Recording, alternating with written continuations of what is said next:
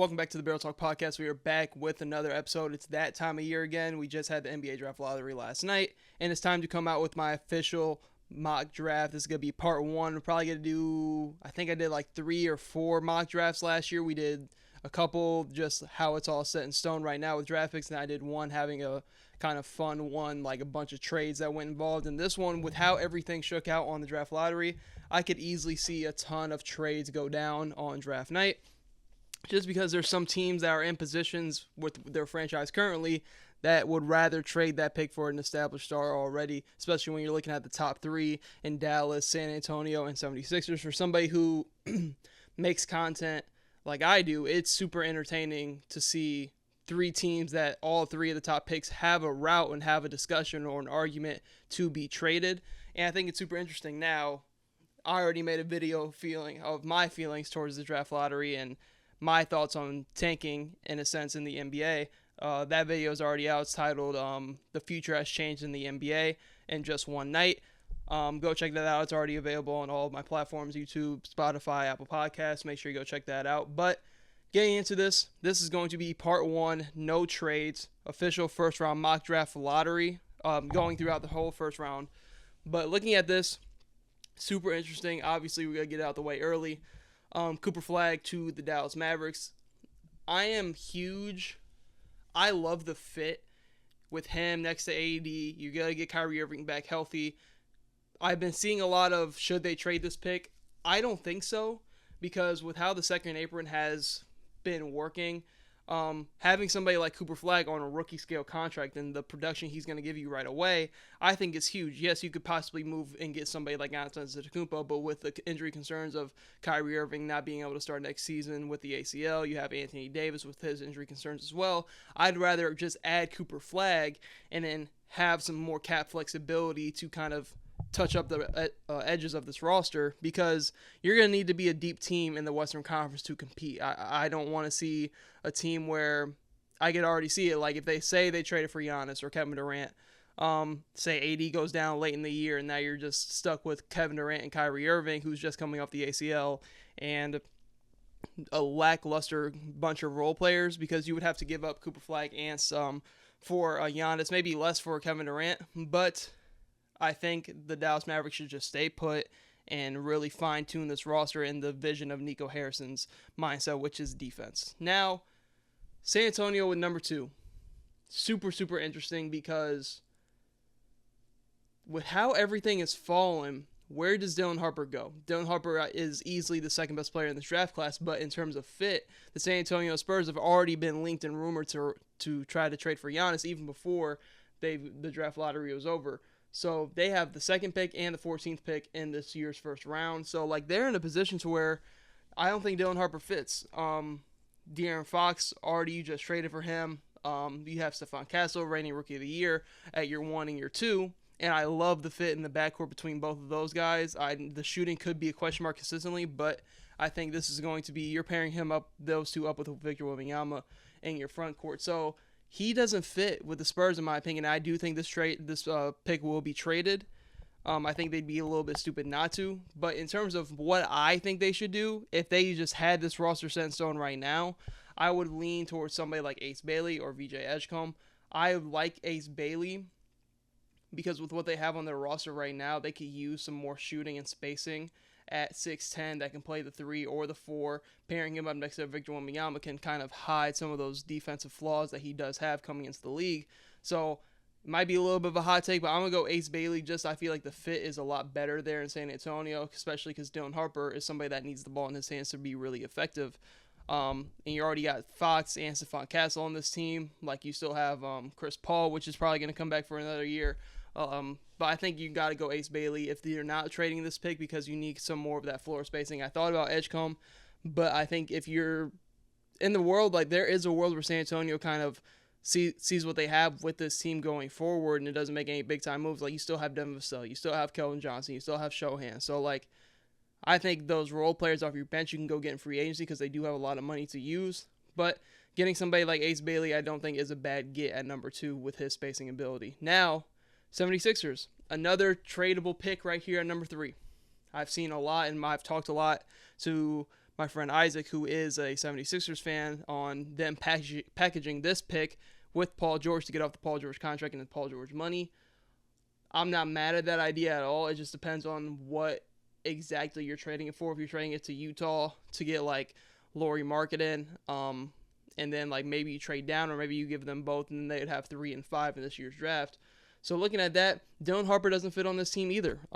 This is an opportunity to where if no crazy trades happen in the first 3 picks, you can see a world where Dylan Harper's falling, and then you see somebody try to trade up and get him, because like looking at this team, could they use somebody like Dylan Harper? You could, but you already have Maxey. Quentin Grimes was really, really good for you in the back half of last year. You still have Jared McCain. So, like, your guard loaded already. If anything, you could use another wing, because you never know what you're really getting from Kelly Oubre on a night-in, night-out basis. And you could use some wing depth. You know, Paul George, even if he is on your roster, you can use another athlete, another defender that can fit on your team. And I'm going to go VJ Edgecombe to the 76ers. High defensive potential, really, really good athlete. I feel like can just fit perfectly next to Embiid, Maxey, and Paul George if they were to keep Paul George and this pick, which I'm not mad at it, but if you do see an avenue to get off the Paul George money, I can't blame you for trying to do something like that. Now, Charlotte. Dylan Harper's on the board. You still have LaMelo Ball, but with all the rumors surrounding LaMelo Ball, he has some injury concerns. He possibly could get moved. You still have Brandon Miller, who, when healthy this year, more so to the back half of last year of his rookie year, he seemed like somebody, maybe we can pivot off LaMelo Ball and build around Brandon Miller. I'm going to go Dylan Harper here. I got him falling to 4 to the Charlotte Hornets.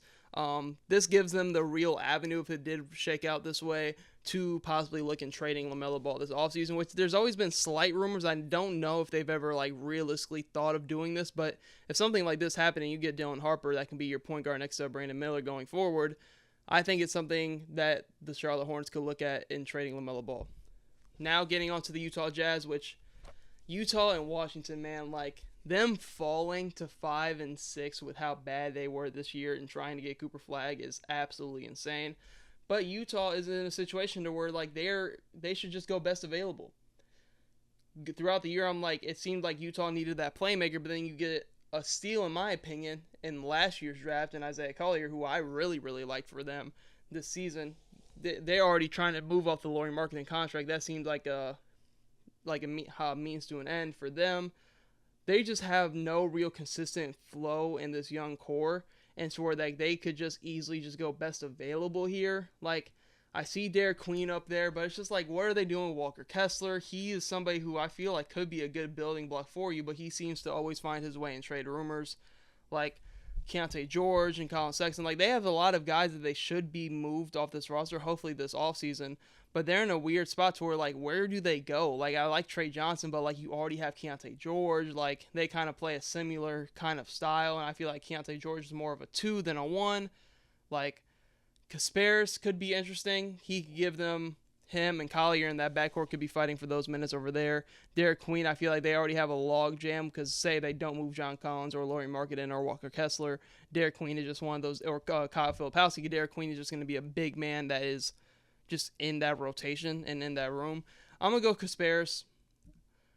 Really good playmaker, really good feel for the game. I think he has a really good fit, him and Collier, because he is 6'6", 6'7", so he's going to be able to kind of feel it out and have moments where he's playing on the court with Isaiah Collier as well. And his ability to shoot, I know he was dealing with a forearm injury towards the middle and back half of the year, which kind of tanked his shooting percentages, but I feel like he can still be a good on and off ball option for them.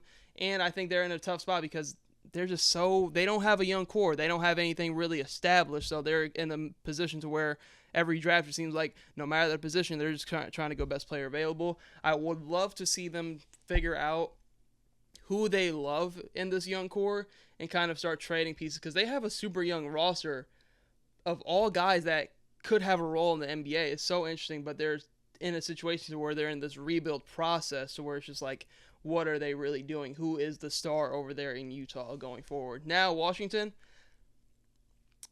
interesting spot again. They're in a need for a point guard bad. Could use a point guard. I have seen mocks with Maliwatch going, and then you have a front court of Maliwatch and Alex Sarr. because you've seen all the reports about Alex Sar wanting to play the 4 spot. You still have Marcus Smart for another year. You still have Jordan Poole for a couple more years unless you find a way to move off those contracts. I'm going to go Mally Watch because they do have another pick, which I'm going to probably address the point guard position later on. And I don't think Mally Watch falls all the way there. But project guy for sure. Still very raw, but the size and the athleticism is there at the center spot to be a true plus rim protector next to an Alex Sar. And then we've kind of seen this year the double bigs kind of be able to have their role in the NBA. We've seen it with the Houston Rockets. We've seen it with Minnesota Timberwolves, Denver Nuggets to a certain extent. Like, we've seen these teams be able to run double big lineups and really have success with it. We've seen Boston Celtics do it. Cleveland Cavaliers have their version of it. Like, they have been able to have highly successful kind of double bigs. And now when you have a skilled big in Alex Sar that can space, along with Mally Watch that can run and be a rim protector, and I feel like that's going to relieve some of the pressure off of Alex Sar to be this great two-way presence this early on in his career. But this gives him the opportunity to be and grow more as an offensive player. Now the Pelicans. Now they're another team with the Giannis sweepstakes. You've seen a lot of mocks with them getting wrapped in as a third team for the Bucks to get their picks back. But it's interesting because they're another team. Like, they could move off CJ McCollum. DeJounte Murray's not going to be ready for the start of next year with the Achilles. He's on a, not going to say a terrible contract, but coming off of an Achilles, you got to see how he bounces back. Herb Jones is on a steal of a contract. You have Trey Murphy. You just extended him. Yves Nisi was a really good diamond in the rough pick for them last year. They could add more to that center room and that center position. They could use a guard going into next year. You have Jose Alvarado. I do think they are going to move off CJ McCollum. Now it's going to go down a year off that contract. So they could go guard here. I think they could use a little bit more scoring. I see Trey Johnson here. Where would Trey Johnson really fit in this rotation? He can kind of be your kind of 1-2 going into next year, but they could really use some more just perimeter scoring and just shot creation in general, especially if you move off CJ McCollum. I'm going to go Trey Johnson here to the Pelicans at 7. Do I want to do this? Yeah, because I like Trey Johnson's fit. Just being able to score and kind of replace CJ McCollum in that role as being able to be the 1 or the 2, have the ball in his hands and operate. Especially he gives you another option when DeJounte Murray comes back and when DeJounte Murray is out as well. So I'm going to go Trey Johnson to the Pelicans at 7. Now going on to the Brooklyn Nets, who they have a plethora of picks in this draft, which credit to them because they don't really have a young core either. Pretty much everybody on their roster I could see being traded, even Cam Thomas as well. So they're really just going to be going best player available and going for talent. But I think they need to start out with a point guard. D'Angelo Russell has 1 year left on this deal. I think getting a playmaking point guard that can set the table for a lot of their guys is going to be very vital. I'm stuck in between Jeremiah Fears, Igor Demin. Jeremiah Fears is more of a scoring, pick and roll threat, kind of more of like a more on the playmaking side, just a little bit of like a Cam Thomas in my opinion, but you got Igor Demin who has the size to really be a mismatch for other teams opposing point guards that can also be is one of the best playmakers, if not the best, in this entire draft. So it's interesting, but I think I'm going to lean the Brooklyn Nets going Igor Demin because of Cam Thomas, him still being on the table to be a Brooklyn Net in the future. I think him and Jeremiah Fears' games kind of clash a little bit too much, and if they do go the route of keeping somebody like Cam Thomas, I think Igor Demin could be a great fit for them going forward. Now, Toronto Raptors, another team that dropped. So they're interesting. It's like, what are like Toronto's roster when you look at it is just like, what are we doing? So you have Quickly on a big time contract. You have RJ Barrett, who is really, really good this year. You have Brandon Ingram, who you just traded for, and then you have Scotty Barnes. Are you running Scotty at the 1? Like, so what's their lineup? They obviously need a big, and I think that's the route that they're going to have to go. Derek Queen's there. This is tough. Because I like Asanuel too. He has the more athletic profile for them because you still have Jakob Poeltl on the roster. I'm going to go Asanuel because his athleticism and his ability to just play within the offense, and I think his more versatility on the defensive side of the ball can make Toronto a very scary defense in the future with Scotty Barnes. Pairing him up with Hassan Newell defensively, I think could be really fun. I'm going to go him over Derek Queen. I know Derek Queen's the better offensive player for sure, but I like the defense with Toronto at 9 here with Hassan Newell out of Georgia. Now, Houston, another pick that could be traded. Interesting, because with how they went out, and for a rookie, seeing Reed Sheppard go as high as he did and Cam Whitmore being two guys that could be rotational pieces in the NBA right now, I feel like both of them struggling to touch the court, but I think Colin Murray Boyles is just a Houston pick.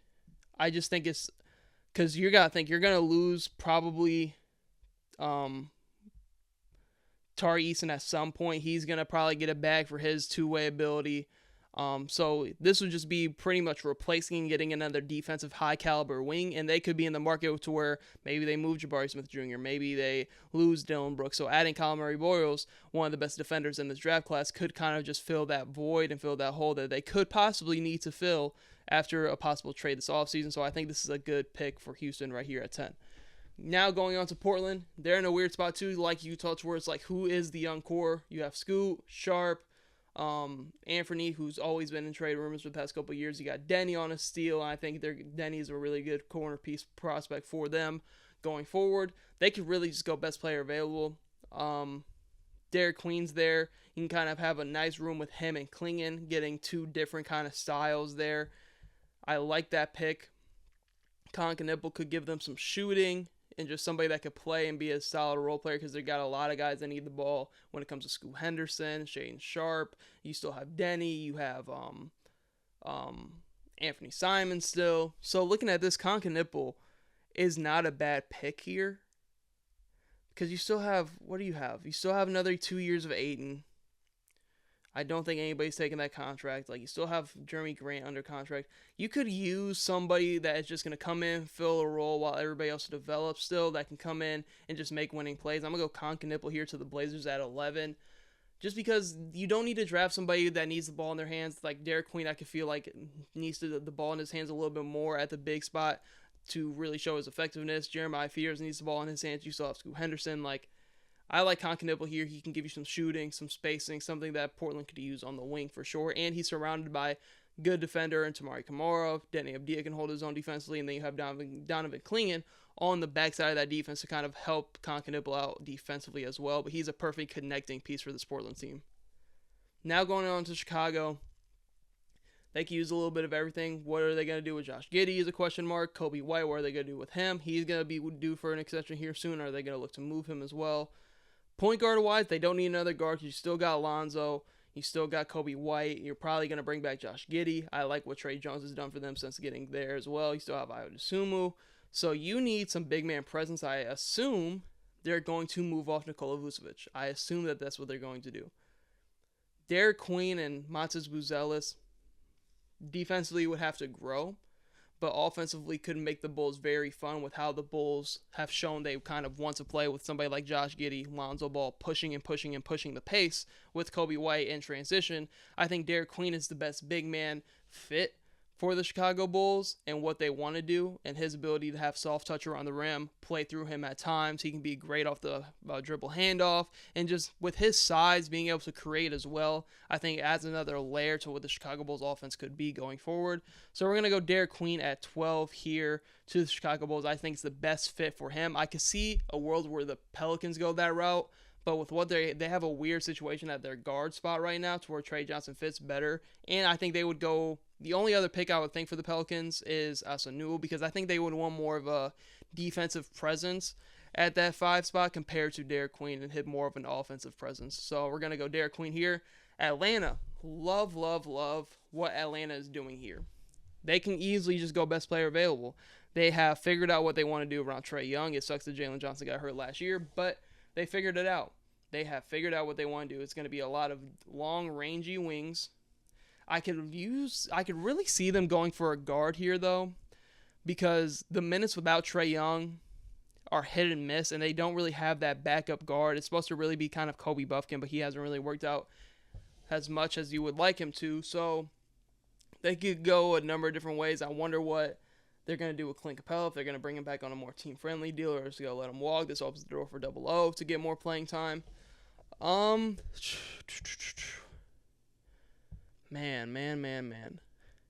Danny Wolf could be fun.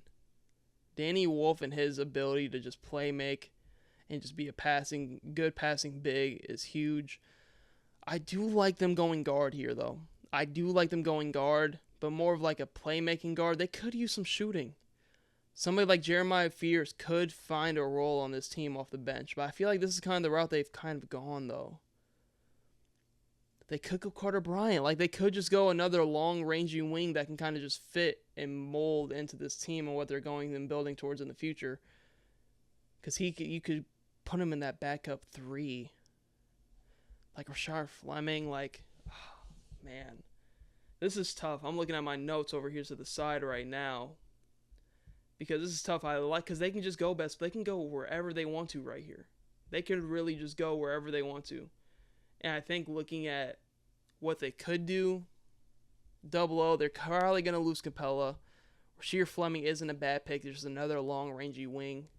Torn between him and Carter Bryant. Carter Bryant has more offensive game and more of the spacing ability that I think the Hawks want. And I think that's the best fit. I'm going to go Carter Bryant here to the Atlanta Hawks. I just think it's a good pick. The counting numbers don't really speak volumes for Carter Bryant, but when you look at the talent and look at the way he plays within the system. Arizona was also a tough situation because you had Caleb Love taking a ton of shots. You had other guys taking a ton of shots on that team as well. But Carter Bryant, for what the Atlanta Hawks are building, his two-way potential is very good at the Atlanta Hawks and what they already have building over there. So just adding another wing, adding depth to that position, because you can go find a center out on the market to be a backup to Double O or have Double O be the backup and go make some sort of splash to get somebody else. But going on to the San Antonio Spurs, they're in another position to where they drafted Ace Bailey at 2. They could go another wing. Rasheer Fleming kind of gives me too much Shohan. Kind of their games kind of clash. I like Jace Richardson and his ability to space, but they kind of need a backup big. They haven't really had a backup big for Wemby that can also play with him. And I think I'm going to go a fun pick here, and I'm going to go with Danny Wolf. Yeah, I'm going to go Danny Wolf because he's somebody that you could put out there on the court next to Wemby who can also play, make, and do a little bit. You have a little bit of a two-man game like they had at Michigan with Wemby. I don't know how much of a offensive responsibility somebody like Danny Wolf is going to have in the league, but putting him next to a Victor Wembanyama could be fun in San Antonio. And him just being your backup big could be a very good fit there going forward. Now, OKC, they're interesting. Am I the only person that thinks OKC is just a little small still? Because when you're looking at, they obviously have iHeart and Chet, but it's like their wing depth is not good. It's really just J-Dub. SGA I know is 6'6", but it's really just J-Dub, and J-Dub isn't like 6'9", 6'10 at the wing spot. He's more of a 6'6", 6'5", 6'7". But it's just like you still have Nikola Topic, who we got to see what he is. But like when you look at their wing depth, it's like Cason Wallace, he's a great defender, same with Caruso, but they're still a little bit undersized at 6'4" and 6'5". Aaron Wiggins is a little undersized as well. I'm expecting them to go somebody that can just defend, switch multiple positions. I like Rasheer Fleming here going to them because they just need a little bit more size in kind of the front court. I feel like after Chet leaves the game, you have the other Jalen Williams, but it's just like they could use a little bit more versatility on the wing. I think Rasheer Fleming could be a good pick for them. This is also another pick that I could easily see being traded. Orlando. A team that desperately needs scoring, desperately needs offense, desperately needs somebody else that can create. I do have him falling. He's like a Isaiah Collier kind of going into this draft now that I'm thinking about it. Because like he just doesn't really fit on a lot of the teams that have picked in the lottery. But he's somebody that I would love to see on the kind of middle of the pack teams that are competing for a playoff spot consistently. But him at the point guard kind of like gives you another option, another element, another score.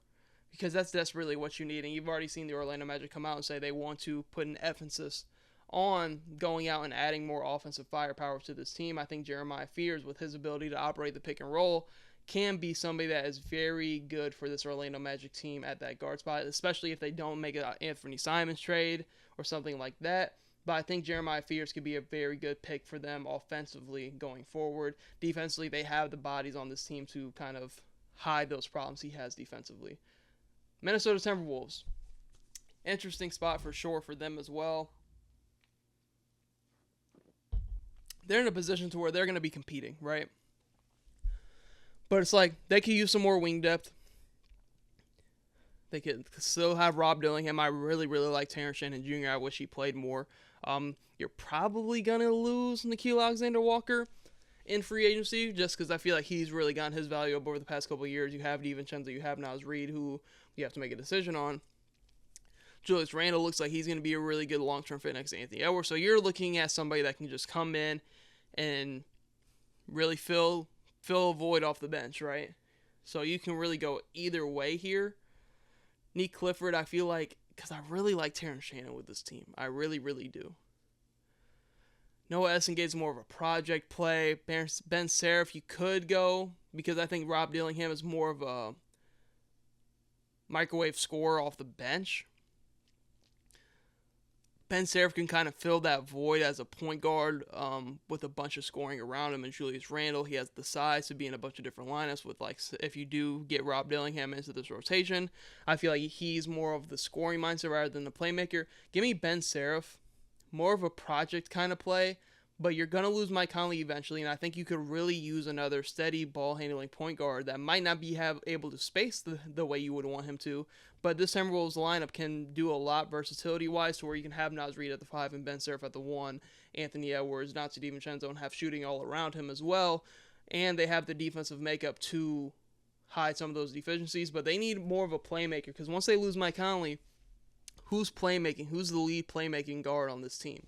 Right? I don't think you want to give Anthony Edwards all the responsibility of having to be the number one scoring option, having to do everything on the defensive end, and also throwing. Got to get everybody else involved as well. And DiVincenzo, they put him at the 1 at times. I like him because he's a tweener. He can play the 1 or the 2, but I think adding somebody like Ben Seraph could really heighten the offensive capabilities of this team, having a playmaker of his size that can see the floor the way he does. Now getting on to Washington, they drafted Maliwatch at 6. Now going on to this part in the draft where they could address the point guard position. It's tough. Nolan Traore is more of a project guy. Nolan Traore is like, all the guards in this draft are like, it's either you have the older guards and like Walter Clayton, or you have a super young prospect that you're going to need to work out for sure. But Bilal Coulibaly has turned the corner this year for sure. They need a point guard that can really, really play make, and I'm going to go Nolan Traore out of France. He's somebody that can be a lead guard for this Washington Wizards team because that's something they desperately need going forward. Pairing him up with him and Maliwatch I think is going to be good. So now you have Nolan Traore, Bilal Coulibaly, Alex Sarr, Maliwatch. Going forward, you still have Bob Carrington. You have Keyshawn George. And I think Bob Carrington is really more of like Jordan Poole kind of player to where like he's more of a 2, is a tweener, can play the 1 or the 2, really good combo guard, but you want to see him more looking for his own shot, looking to score. Washington needs a playmaker, a table setter on this team that's really bad right now. So now Brooklyn Nets on the clock again. They're just going to go best player available. You got Igor Demon with the 8th pick, best playmaker in this draft. Interested to see where they go with Nick Claxton. He's been in trade rumors a ton. They're just going to go however they want. They can go developmental guys like Noah Essengae. Thomas Orber's here. His foot injury is a big reason why I think he's going to fall a little bit.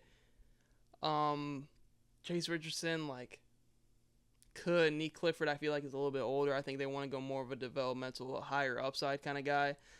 Let's go Noah Essengae here. More of a project player for sure, but with Jody Fernandez and Brooklyn, they can develop, and they have so many first-round picks in this draft where they're going to take some chances and some shots on some guys. Now going on to the Miami Heat, they need... I love Colo Ware and Bam Adebayo on the front court. You have Tyler Hero, but they need a point guard. I love the pickup of Davion Mitchell. Love the pickup. They have to bring him back. He just screams Miami Heat to me. But they're another team. There's a lot of teams out here in the league that just don't have a steady ball handling point guard. And Miami Heat is another team that I feel like could use somebody like that. But there's nobody really on the board that kind of fits that mold. And the only other guy that they would be like reaching on, they'd have to go down. Like maybe you see Cam Jones and you like Cam Jones. I like that fit, but they are a team that needs a point guard because on the wings, I don't know, because they're in a weird spot. They're kind of in like this, like they need to rebuild phase post Jimmy Butler. So, man, where do they go here? Jace Richardson could be fun. Putting him with Tyler Hero, he just is a calm shooting point guard / shooting guard. Like he's a tweener as well. His ability to space is something that Miami Heat could truly value. They're in a tough spot in the draft. Like they're in a really tough spot in the draft because all the like playmaking guards have gone. Liam McNeely's too much of like maybe like a Jaime Jaquez situation. Like Nikola Jovic is still there. Hugo Gonzalez is here. Will Riley's here, but like he used his shooting and his spacing. In between Jace Richardson, Will Riley. Let me know in the comments what you guys think. Miami is such a tough team to kind of game plan and mock for because they have some bad contracts on their team, and I have no idea the direction of Pat Riley and what they're going to do this offseason. I'm going to go Jace Richardson. Utah's up next. I'm going to go Jace Richardson here. He could just fill in that guard room with Davion Mitchell, Tyler Hero, Terry Rozier, as long as he's still on this team. Like, Jace Richardson, I feel like is the best fitting prospect at this time for the Miami Heat. He's a steady guard that can space the floor, does a lot of things really, really well. Him putting in that Heat culture and what they have going over there with Spo, I think is going to be great for them long term. Yeah, Kasparis going to the Utah Jazz. Now they're up again on the clock where they're just going best player available. Liam McNeely's so interesting because with the way he started the year, he was a consistent lottery top 10 guy, but the shooting woes down the stretch, especially in the NCAA tournament, really, I think, tanked his draft stock, and I am of the mindset of he could go back, but if he does come out, I think it's going to be very interesting, his fit. Nick Clifford's still here, but Utah, I never know, because they just have, like, what is Utah doing with this roster? Like, what do they have going on with this roster right now? Like, you could go Will Riley, but you just kind of drafted a player kind of similar in Cody Williams. I know Will Riley's more of like an off-ball threat compared to Cody Williams, but like you still haven't really found out what you have in him. Like, where do you go here? Nick Clifford, like what is he giving you as an older player who's more NBA ready? I'm going to go Hugo Gonzalez. He is more of a long-term play. For sure, definitely needs some development, but he's another wing that you could just see if you just hit and strike gold with in this draft because you have Cody Williams that you still need to develop. Taylor Hendricks had his injury this past year, so Hugo Gonzalez can kind of fit in where he fits in on this Utah team that's kind of just a mixed bag of young talent right now with nobody really headlighting this talent. So getting him and Kasparis would say is a good picks in the first round for the Utah Jazz. Going on to the Atlanta Hawks with another pick. They win Carter Bryant at the 13th pick. Who knows what they're doing with Clint Capella. We're going to go Thomas Sorber here to kind of fill that void. Him and Double O in your front court to kind of split minutes at that center position. I think Thomas Sorber is a very smart center. He might not be the most flashy, highlight reel center, the big with the most athleticism, but he plays smart. He's going to be able to fit really within that Atlanta Hawks offense and make all the right plays. Somebody that can still be a playmaking big man for sure on the elbow in the slot. So I think they're going to be a good pick there, especially if they lose Clint Capella. You're kind of getting a Clint Capella-esque type in Thomas Sorber, but I feel like he's going to be really able to just come in and fit right away in this offense of the Atlanta Hawks and what they got going on. Now going on to the Pacers. At 23, they're in an interesting spot to where they could just go best player available. They could definitely use a big. I like Broom here. I really, really do, because he's somebody that you can slot in and he can do a little bit of everything for you. He can rebound his ass off. He's somebody that can operate in the mid-range. He's somebody that can just be a part of this Tyrese Haliburton and Andrew Nembhard-led offense. And I just think he's an upgrade over Thomas Bryant. and he's an older player. In Indiana, with the way they could be on their way to back-to-back conference finals appearances, they're in a competing mindset. You still have Miles Turner and what you're going to do with his contract. He's an older prospect, but I like Broome going to the Indiana Pacers. I think he's a good fit over there in Indiana. Nick Clifford's still on the board and Liam McNeely still on the board are the guys who I've had falling so far. Now looking at the OKC Thunder, they're in a good spot as well. Could go Nick Clifford here, but I feel like Will Riley, in his shooting and spacing ability and just able to play within the offense, his off-ball movement, still a little bit raw, but his shooting ability at 6'8" is going to be something that can get him on the court with this OKC team because they don't really have a lot of plus shooting. They have a lot of guys that shoot 40% from three. They don't have a good shooter, if that makes sense. They have Alex Caruso, somebody that shoots high percentages from three. Same with Lou Dort. Cason Wallace is a decent three-point shooter. Isaiah Joe is their only quote-unquote shooter on this team. And I think Will Riley can come in and fill a void for them. You got Rasheed Fleming and more of a defensive-minded prospect, and you can get Will Riley that can play really 2, 3, 4 if he puts on some size at his size with how dynamic this OKC lineup can be. I think he can come in and be a plus shooter right away for them. And that's something they desperately need on this team. Now going on to Orlando, would have loved the real Will Riley fit right there. They're in an interesting position too because they can go a number of different ways. You already went Jeremiah Fears with the 16th overall pick. He fell to you. I'm going to go Liam McNeely just to add some more shooting. The form is there. The stroke is there. Now it's just him putting it all together and him going to a team that is going to help him defensively, giving them a wing that can do a little bit of everything. Put the ball on the floor. He's a good passer. The shot you hope is going to be more and more consistent as time goes on. But to add some more spacing in Liam McNeely, somebody that can come off the bench and just be a floor spacing wing for you, I think is a good pick here. So you're adding two really good offensive pieces on paper in Jeremiah Fears, Liam McNeely if you're the Orlando Magic going into this year, because I've always had the mindset of they're eventually going to have to sacrifice a little bit of defense for offense on this team in the way that they were trending. Now going on to the Brooklyn Nets at the back half of this first round, they have another pick and then they're back-to-back. They went Igor Demon, Noah Essengay. They're in a position to where they can continue to go wherever they want. Thiero out of Arkansas, like, he's an interesting one as well because they're just like Utah. Like, it's like, who's headlining this class of just, like, pure young guys, but nobody's really shown out and been the best guy for them. So, like, he could be a wing for them that can just go out there and defend.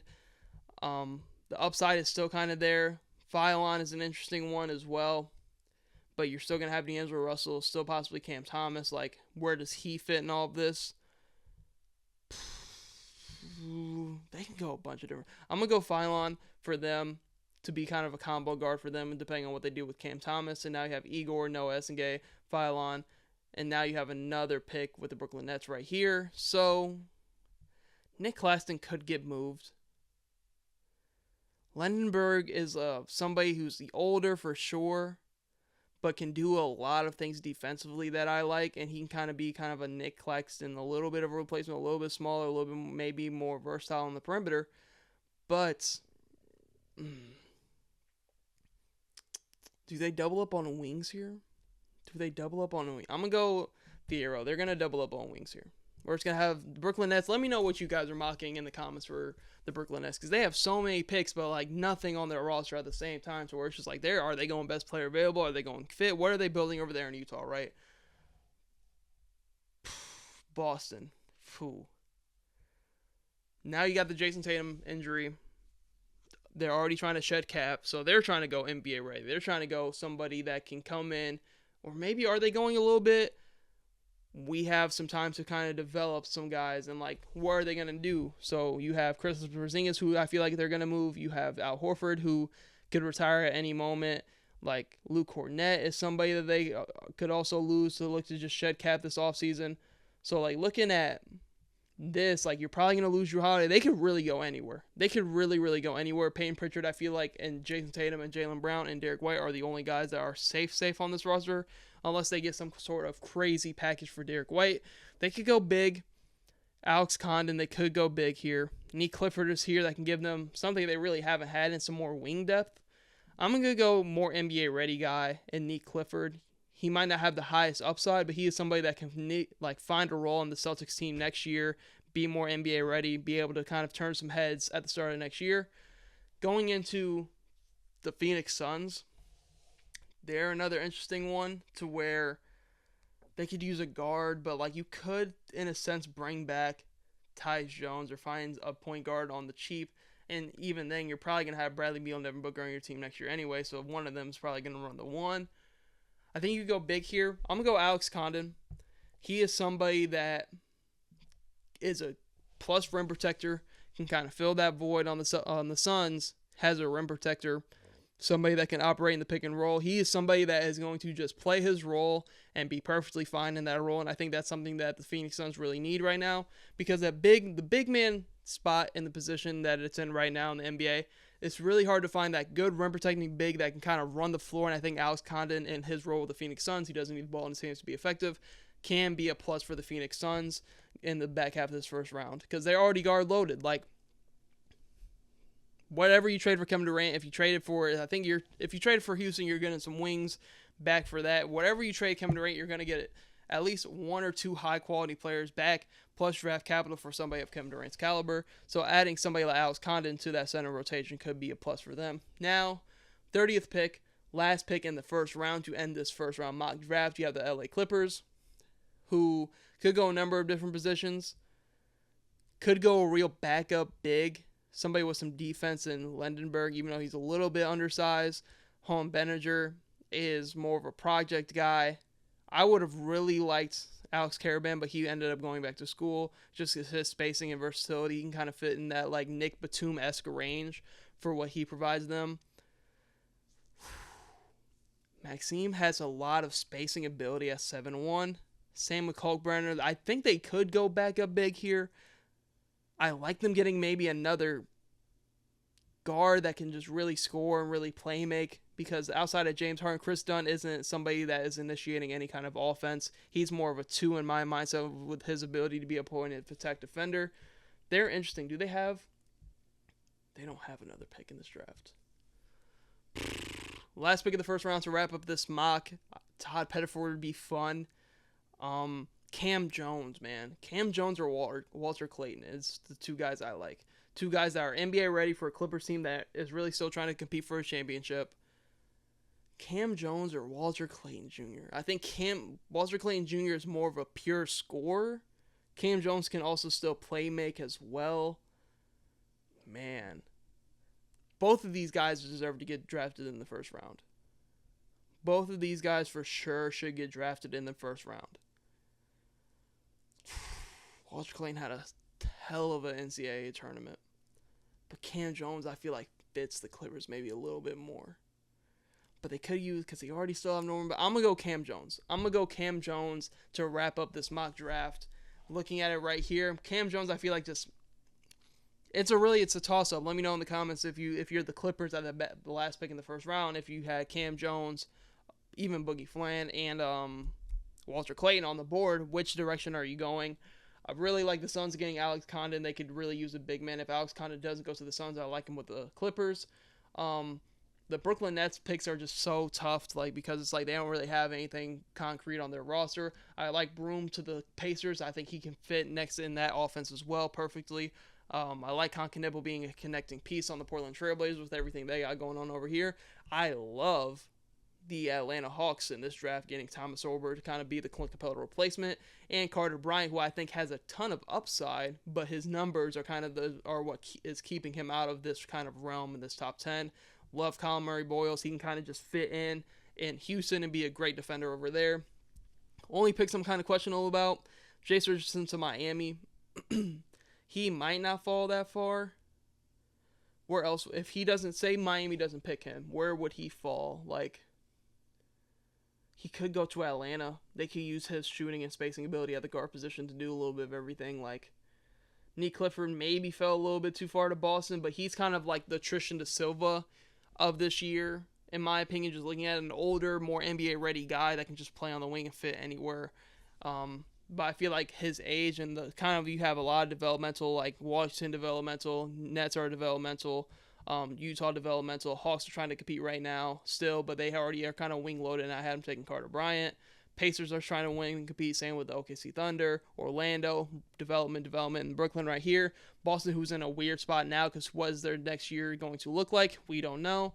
But all in all, first mock draft. This is part one. Definitely going to have a part two coming out with some different mindsets on like what teams are really thinking. This is kind of where I would like to see everybody go. We're going to do another one with trades. We're going to do another one with like what are these teams desperately thinking and what are they needing. But I think the one with the trades is going to be super fun to do because there's a lot of movement that can happen in this year's draft. But that's all I have for this episode of the Barrel Talk Podcast and this mock draft. Hope to see you tune in to future episodes.